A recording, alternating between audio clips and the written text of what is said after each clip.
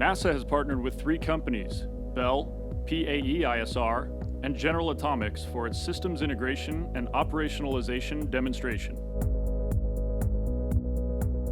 SIO is part of the UAS in the NAS project, which will test policies and operational procedures, providing critical information to the FAA as they continue to develop a pathway toward integrating unmanned systems into the national airspace.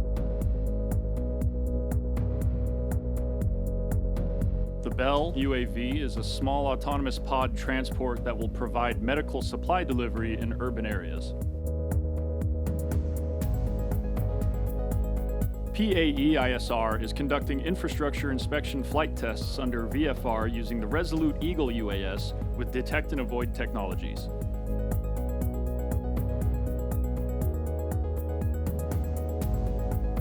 The Sky Guardian remotely piloted aircraft by General Atomics-ASI is a long-range UAS that conducts critical infrastructure inspections in IFR airspace.